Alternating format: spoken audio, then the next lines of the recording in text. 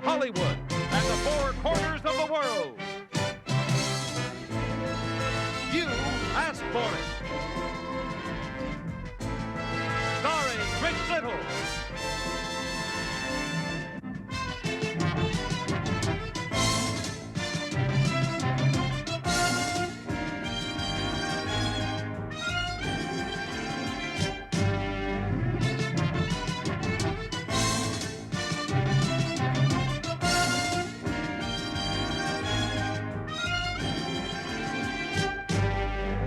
Here's the star of You Asked For It, Rick Little.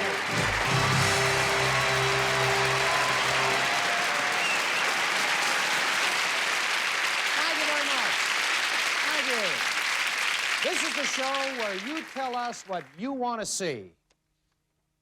Kathleen Murphy of Milwaukee, Wisconsin, is asked to see a zoo where the animals outsmart the people. Well, our camera crews went to Hot Springs, Arkansas to get this story. Watch. In 1947, Marion Bailey established the IQ Zoo using the positive reinforcement methods of noted Harvard behaviorist B.F. Skinner. The behaviorist theory by which these animals have been trained says any animal will learn a task faster if it's rewarded instantly for its accomplishments.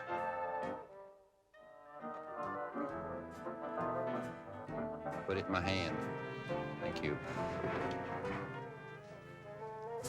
The use of positive reinforcement involves knowing when to reinforce, how to reinforce, when not to reinforce, which is equally important.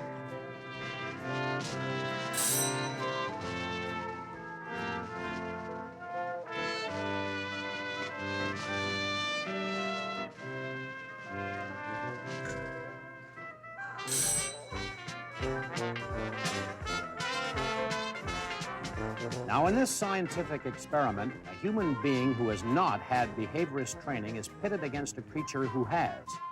Sort of a game of tic-tac-toe.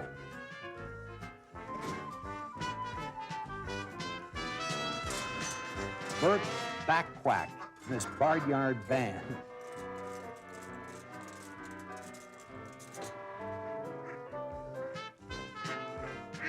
He and I do lots of things together. Now, suppose you have a pig.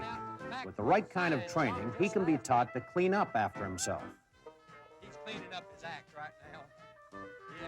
Yeah. Or come in Thursdays on Maid's Day Off. Here he comes. That's old Boo cleaning up his act. Animal Wonderland featuring Ruby, a dime a dance. The Baileys have an eye for talent, but they're also serious scientists, too. They have trained killer whales and even dolphins for the U.S. Navy.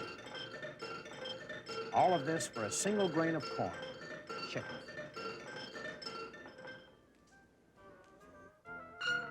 A barnyard Liberace playing Happy Birthday. Isn't that wonderful?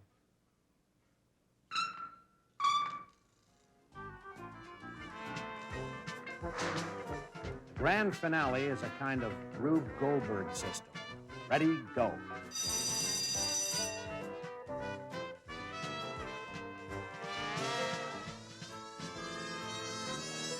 Hey, where's the fire? This is the pig that cleans house. Maybe it also mops floors. That's a smart pig. He's got the rest of the IQ Zoo working for him. Animals who think because you asked for it.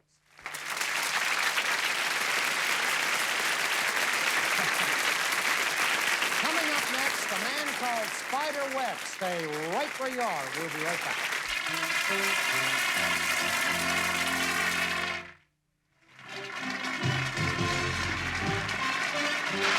You are viewing the work of one of the world's most unusual artists, a man called Spider Webb, because Marjorie Griffith of Altoona, Pennsylvania, you asked for it.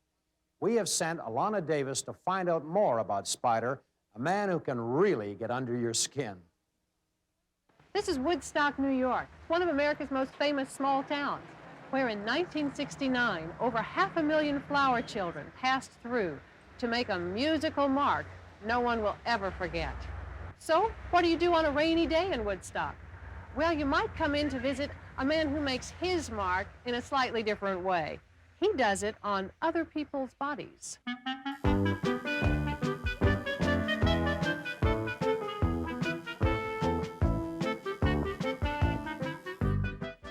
to ask you about your name. Spider Webb isn't your real name. No, it's not. It comes out of an old tradition of tattoo artists.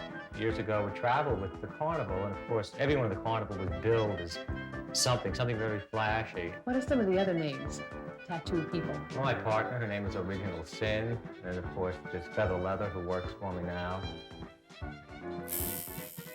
Feather Leather is Spider Webb's apprentice. She's the lady under the needle right now. Ever wonder what something like this feels like? There's not a lot of pain in it, unless you really think so. It's all in your mind, more or less. Not like needles. It's different. Similar to a little pinch.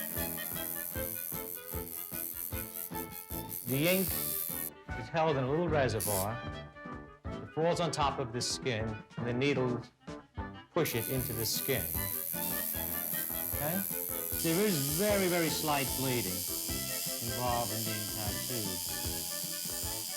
And the ointment stops that process. Beautiful. A tattoo this size will take me about 15 hours of work, and it would run maybe in the neighborhood of $5,000. Spider is a very versatile artist. The walls of his studio show it. But somehow the watercolors get upstaged when the human canvases are around. I think they make the body very appealing. I have the arms done and the shoulders, and my latest addition is this hip piece. They look real sinister, you know, but it's not important to you? I think that's the way Spider works best, that type of subject matter. And that seems to be what he enjoys working with. John F. Kennedy was tattooed. Winston Churchill's mother was tattooed. I mean, it runs the whole gambit, from the leader of the Hells Angels to the leader of the United States. When he was 14, Spider walked into a New York tattoo parlor, and it changed his life. He apprenticed for 2 years and came out as a tattooist. Now, with 2 degrees in fine arts under his belt, he's still a tattooist, but he's also an artist. Now, you may not be ready to go out and have a fire demon or a screaming eagle tattooed on your backside, but you have to admit that the world of Spider Webb is fascinating, colorful, and highly artistic. So, is beauty skin deep? Well, around here it definitely is. And we've seen it because Marjorie Griffith of Altoona, Pennsylvania, you asked for it.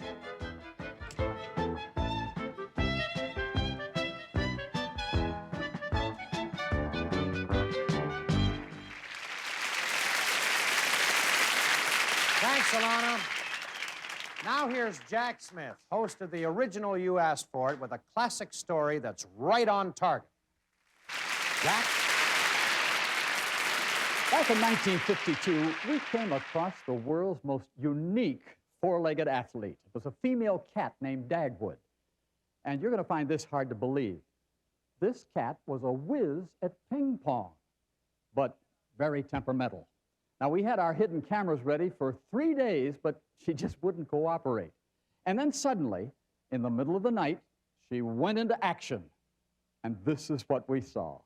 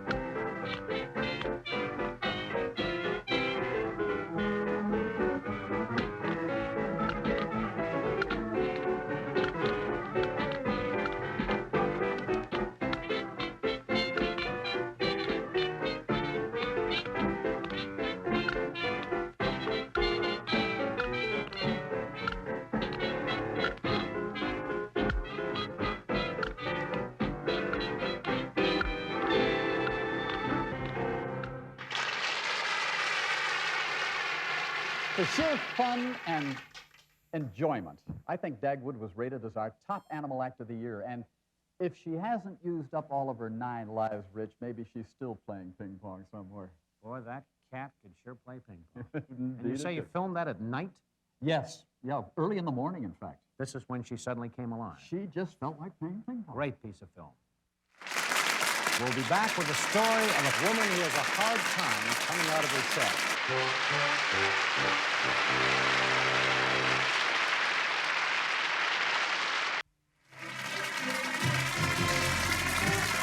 Margaret Ward of Woodhaven, New York, wants to see someone with an unusual hobby or interest. Well, Margaret, because you asked for it, we sent our crew to visit Elizabeth Tasjian, a woman who has a hard time coming out of her shell. Look. There is a museum that's devoted to nuts. Meet Elizabeth Tasjian, an artist who has devoted her life to the glory of the nut. What is your definition of a nut?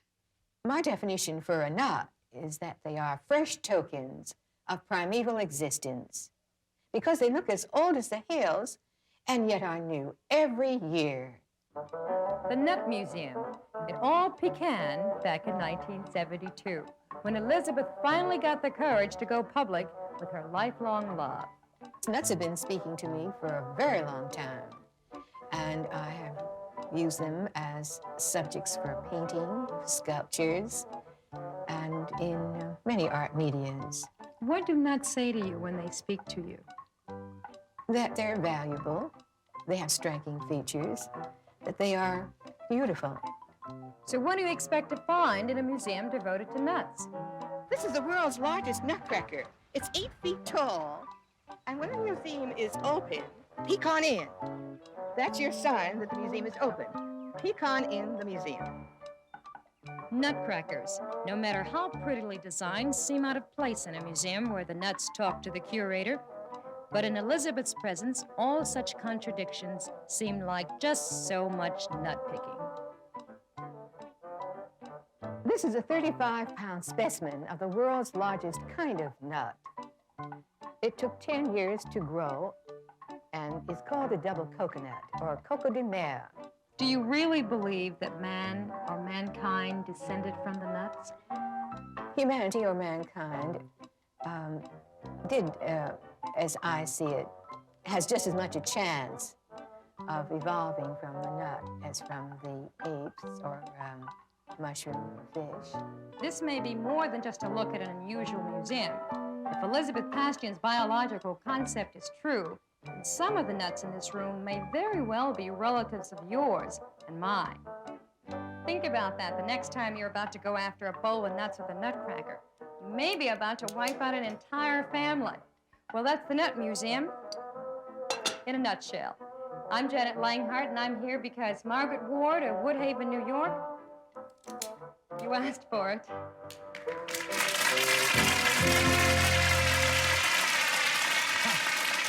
Because Mary McBreedy of Boston, Massachusetts asked for it, we sent our Desiree Goyette clear across the Atlantic Ocean to the Emerald Isle to view this legendary rock.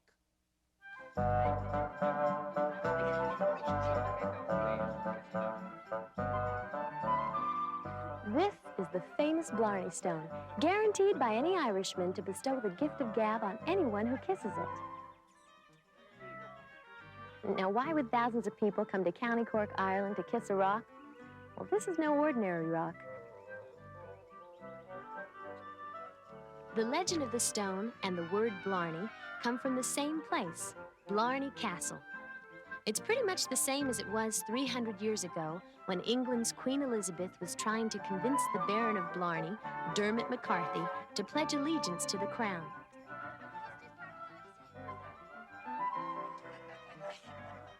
The sweet-talking McCarthy showered the Queen with promises, but never quite got around to fulfilling her requests. Finally, the Queen's patience ran out, and she complained, "Blarney, Blarney, what he says he does not mean, the usual Blarney." The disgusted Queen promptly sent her troops to seize the castle. This particular stone is supposed to come from the Holy Land in the Crusades. was pointed out to a king that lived here way back in 1446 as a magic stone. You see, this guy was a bad speaker. He had a bad speech impediment. And after kissing that stone, he spoke quite eloquently afterwards.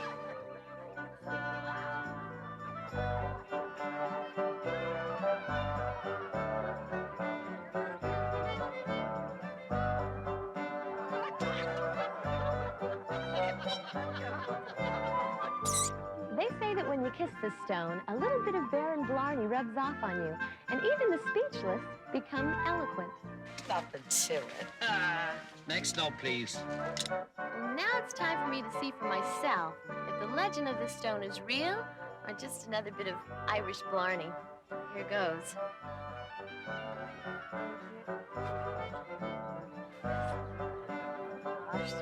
All the way down. I think I'll be believing in the legend after all, Rich. This is Desiree Goyette, thanking me lucky stars that I'm here at the Blarney Stone in Ireland because Mary McBrearty of Boston, Massachusetts, you asked for it. More of the moment with Rich Little.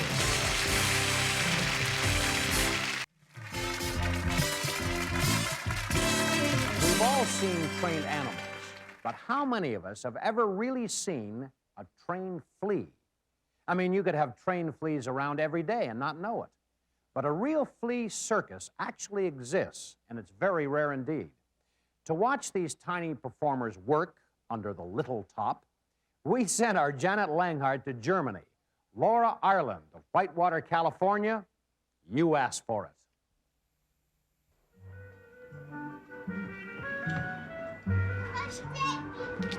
This is the Hans Mattes Flea Circus from Nuremberg, Germany, the smallest show on earth. And we've been invited under the big top for a special You Asked For It performance. The Flea Circus has been in the Mattes family for about 150 years, and Hans may be the last in line to continue this tradition. He only performs once a year at the famed Oktoberfest, and he can't find a successor who has the patience to work with these tiny stars.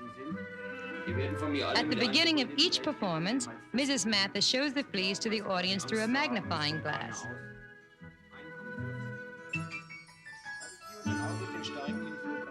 It may seem impossible for such a tiny insect to move large objects, but the fact is, fleas can pull up to 200,000 times their own body weight.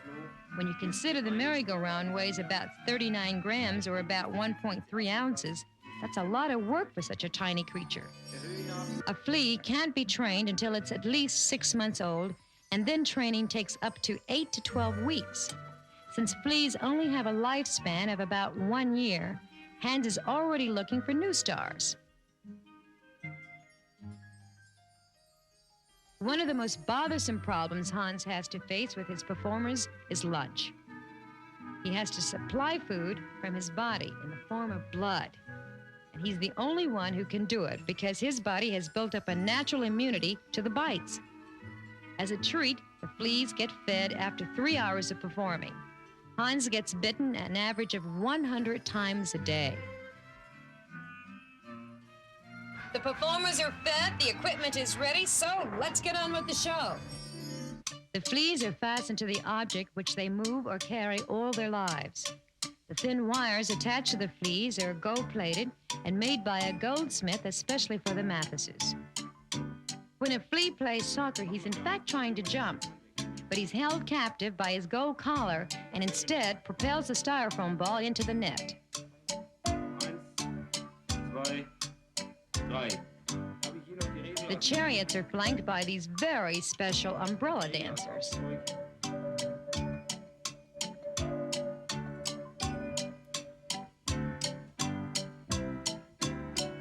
Well, folks, that's our show for today. I'm Janet Langhart in Munich, Germany, and I'm here because you asked for it.